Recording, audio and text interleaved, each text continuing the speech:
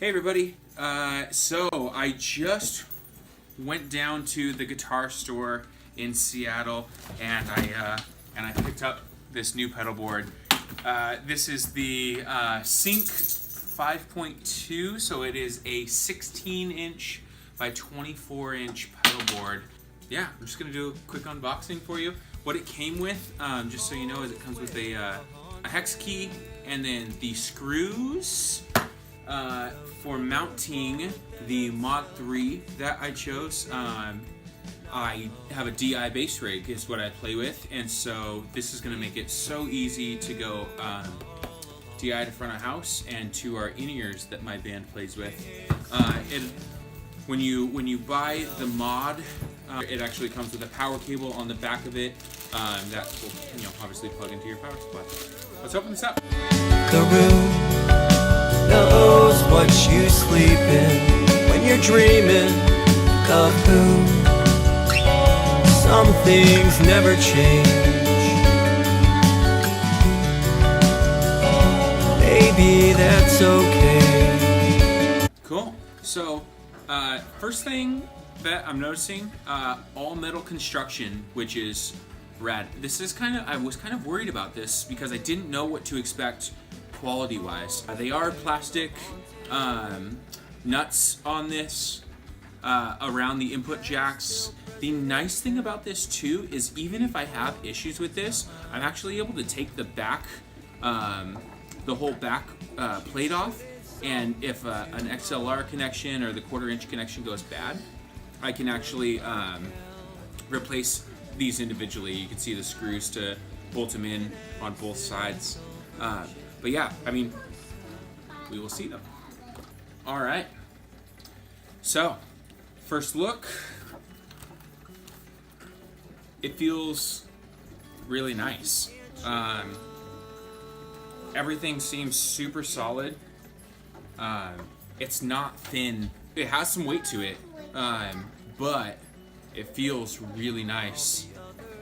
People have talked about the cases, that they're a nicer case than Pedal Train. Yeah, those people are crazy. It's like the same. In fact, I think the new Pedal Trains are even a little bit nicer. This one seems a little flimsy compared to even my Nano that I've been using. The newer Pedal Train ones are a little thicker, like a denim cloth material on the outside. This seems a little thin. Like the really old Pedal Trains had this. They weren't quite as nice, but I will say, I mean the strap at least looks nice. Looks like pretty heavy duty latches and all of that on here. So that's one thing. Smallest zip ties I've ever seen in my life. It's also cool that they give you the sweet pillowcase for when you're on tour. But about the pedal board, this feels great. I'm gonna dive into it and put the module in and then start attaching pedals. So stay tuned. So I finished putting the Rockboard together, all my pedals on, running all my cables, and I went and I put it in that gig bag that it came with.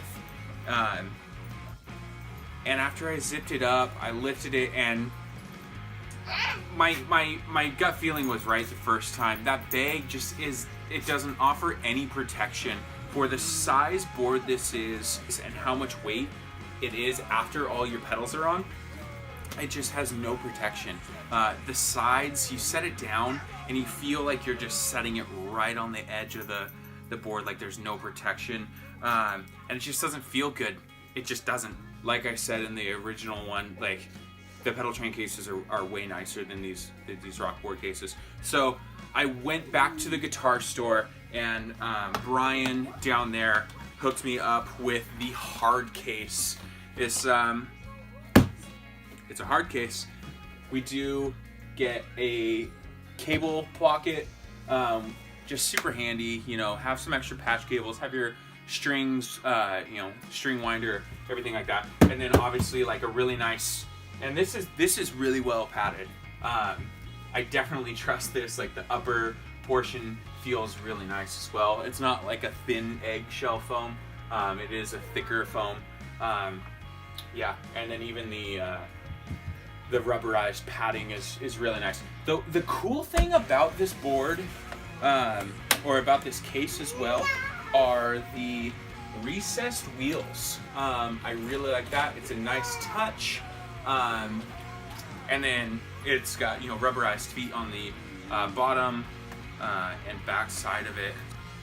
It's hefty, but I feel like this is going to protect this investment. Is going to protect this investment. What's this? It's a pencil. I needed to pick up some extra patch cables while I was there, so I wound up actually picking up the flat patch cables, also from Rockboard. Picked a couple up just to run my ins and outs. I'd rather have a soldered cable instead of the lava going from my ins and outs. So yeah, that's what I'll be using all of these for, as well as I use the quartz, Sella FX quartz tap tempo. It does presets and all the subdivisions you would ever want, but I use that for the Flint and the El Capistan. So I picked up a couple of these flat TRS patch cables. These are like $4 each too, so I'll see how they work. I mean, everyone gives them great ratings, but we'll see. Still need to put my power supply under the board. I'm gonna Velcro it underneath the board for now. I'm also going to mount the compressor underneath the board. I keep it always on, so there's no need for me to be touching it, and I run directly from the input into the compressor, out of the compressor into my loop switcher.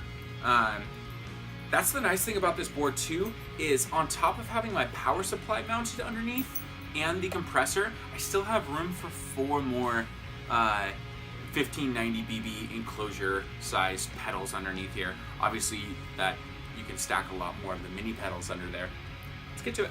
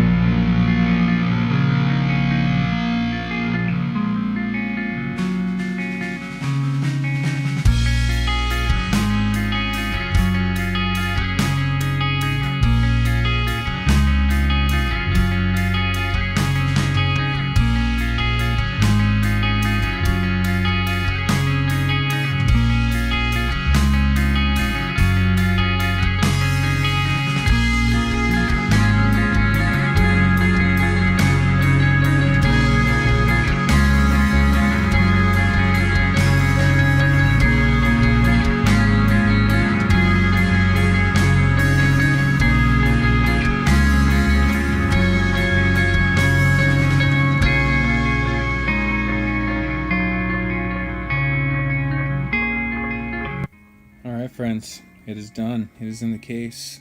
That's what it looks like. Nice, like I said, that eggshell. It's pretty thick. Fits really snug in there. I mean, there's no play in there. Comes in at the jack, at the input, runs all the way down to the loop switcher. In loops 1, I have the ArcFX Clone V2 and the Phaser.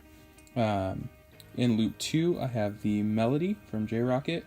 Loop 3 is the Broadcast from Hudson FX. And then 4 is my Chorus. And then comes into the El Cap. And then in loop 6, I've got both my Serenity Reverb and the Flint.